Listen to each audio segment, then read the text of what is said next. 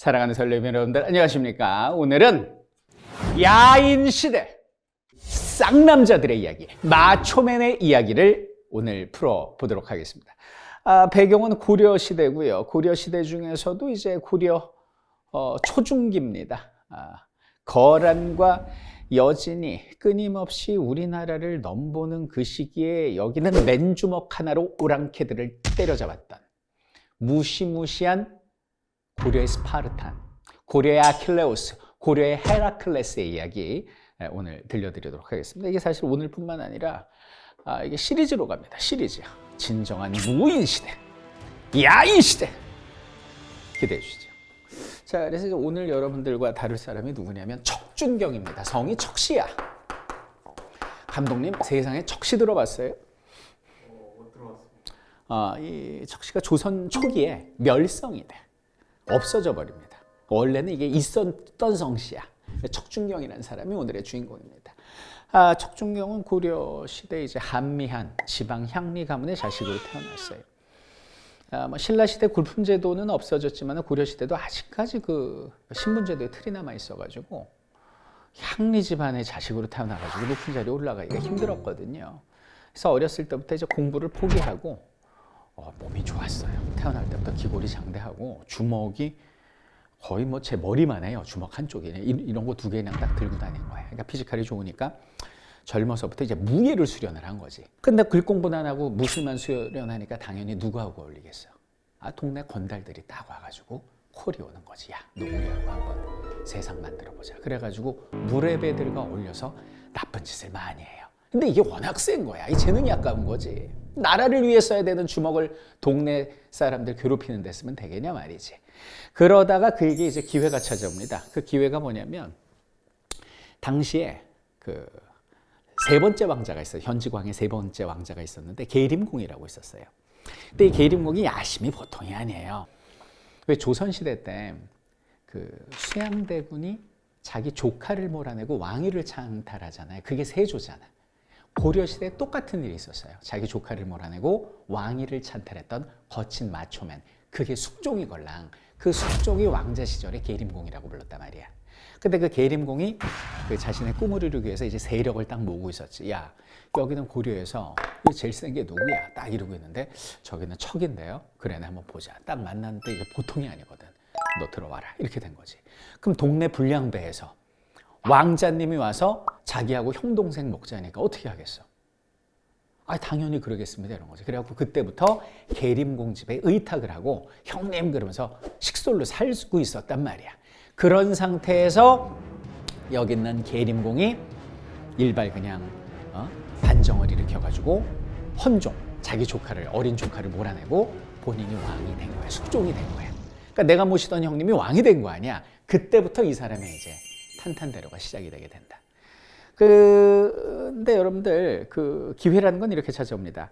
싸움을 잘하는 무장에게 무엇이 기회일까요? 전쟁이죠. 여러분들 거란이 쳐들어오지 않았으면 강감찬이 없었고요. 임진왜란이 벌어지지 않았으면 이순신이라는 이름 석자가 역사에 남았을 리 없을 거라는 거죠. 바로 여진의 침입입니다.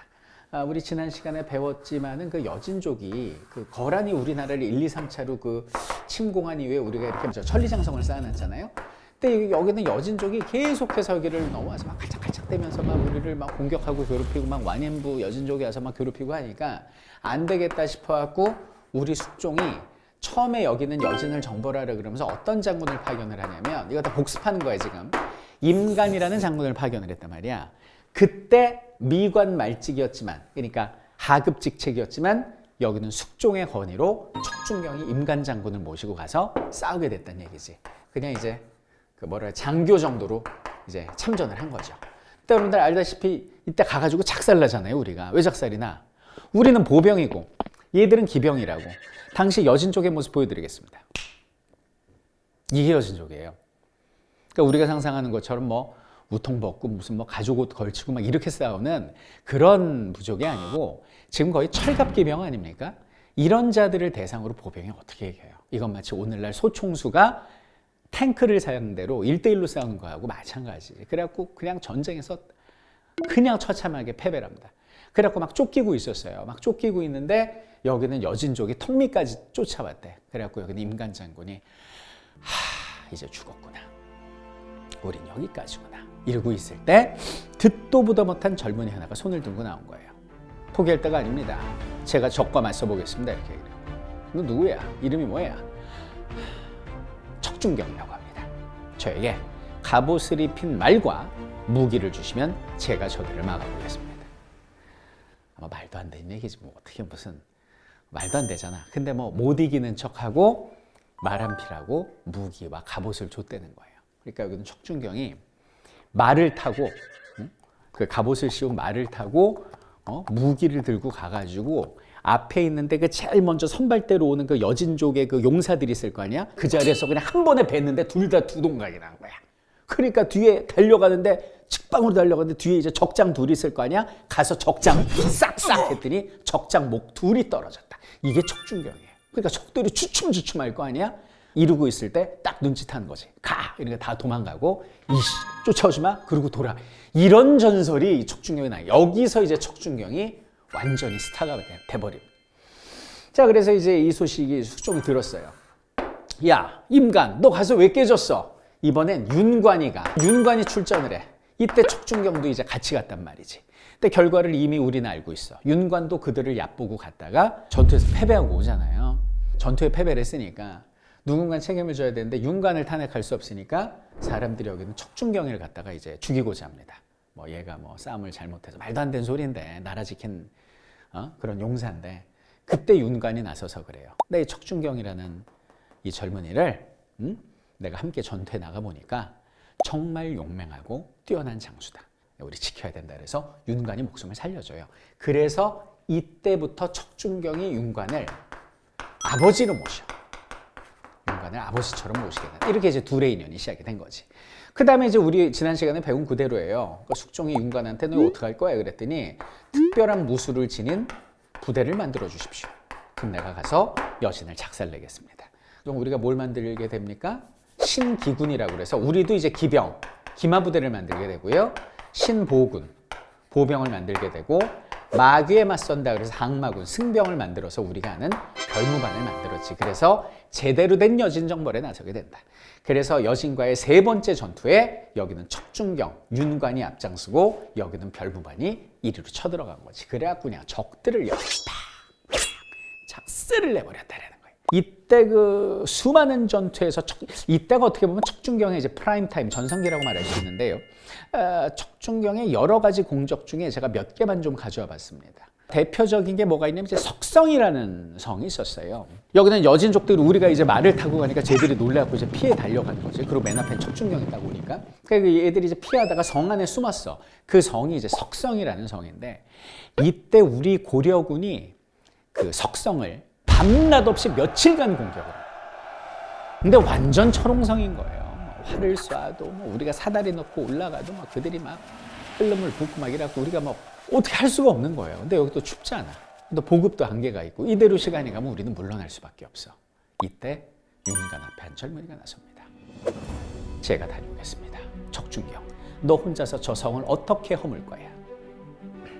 거기서 성을 클라이밍으로 타고 올라간 거야. 이렇게 홀로. 스파이더맨처럼 올라가.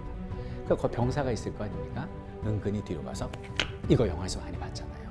그래서 적장 2명의 목을 잘라버립니다. 홀로 이 침투해서 적의 성에. 그리고 거기서 성을 활짝 열었겠지. 그리고 고려군이 밀려 들어가가지고 석성을 작살을 낸 거예요. 그래갖고 너무 무서운 나머지 여진족들이 거기서 자결을 했대요. 스스로. 왜냐하면 그 윤관이 명성이 높잖아요. 그 적장 400명 죽인 것도 유명하고 그 척준경의 그 전공이 우리 입장에선 용사지만 그들의 입장에선 이거는 야수거든, 야수. 너무 무서우니까 내 붙잡혀 죽느니 다 죽겠다면서 거기서 그냥 자살을 했대요. 여진족들이. 이게 석성 전투예요. 두 번째가 이제 간촌 전투라는 게 있습니다. 간촌 전투는 뭐냐면 이때 이제 군대가 나뉘어가지고 적을 쫓는데 윤관 장군이 이끄는 군대가 이제 좁은 계곡에 들어갔다가 매복한 쪽에 공격을 받은 거예요. 왜 그런 거 많이 나오잖아. 삼국지 이런 거 막 핏발치듯 화살이 날아오고 막 이렇게 된 거지. 근데 이 소식을 다른 진영에 있던 척준경이 들은 거예요.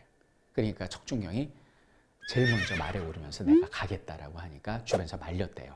지금 우리가 병력도 갖춰져 있지 않고 준비도 안 돼 있는데 갔다가는 죽습니다. 그러니까 내 늙은 아버지를 부탁한다. 이 말을 남기고 거기서 혼자 말을 타고 간 거야. 이게 지금 믿깁니까 지금? 무협지야? 혼자 말을 타고 가가지고 이놈들아 촉중경이다! 그러면서 놀라지 마십시오. 거기서 여진족의 병사와 장수 36명의 목을 그 자리에서 뱉대요. 혼자서. 1대 17까지는 들어왔죠. 1대 36으로 베어버려. 그렇게 해서 윤관을 구해요. 자기 아버지 같은 사람을. 거의 뭐 전설과 같은, 거의 이거는 뭐 무협지와 같은 전공을 세운 게 바로 이 당시에 척준경의 프라임 타임이었다. 이렇게 보시면 되겠습니다. 그때 여러분들도 알다시피 그 윤관 장군이 이제 그 적장 400명을 회유하는 척하면서 죽였고, 이것 때문에 적들이 반감이 생겨갖고 똘똘 뭉치죠, 여진족이.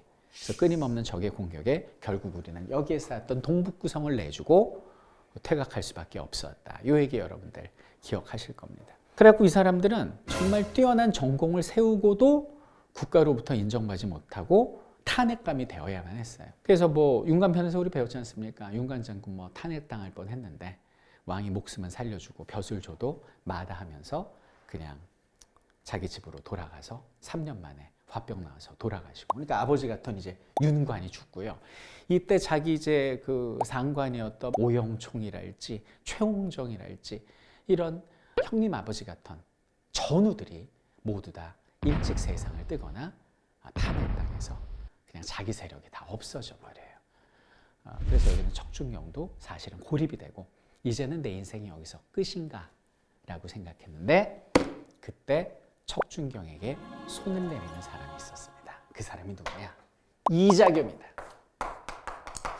자, 감독님, 이자겸 어디서 많이 들어보지 않았습니까? 이자겸에 나올 때 그 이자겸이야. 우리는 교과서에서 여러분들이 앞으로 볼 시험에서 무조건 출제될 이자겸의 난의 주인공, 그 이자겸이 척준경한테 러브콜을 보낸 거예요. 자, 그러면 우리가 교과서에는 안 나오는 이야기거든요. 교과서에서는 이것만 나와요. 뭐 인종의 할아버지이자 장인이었던 이자겸이 난을 벌였다가 뭐 어쩌고 저쩌고, 이게 한 줄 딱 나오거든요. 이자겸의 난. 근데 우리가 아는 듯 했지만 몰랐던 진짜 이자겸의 난의 스토리가 지금부터 시작되거든요.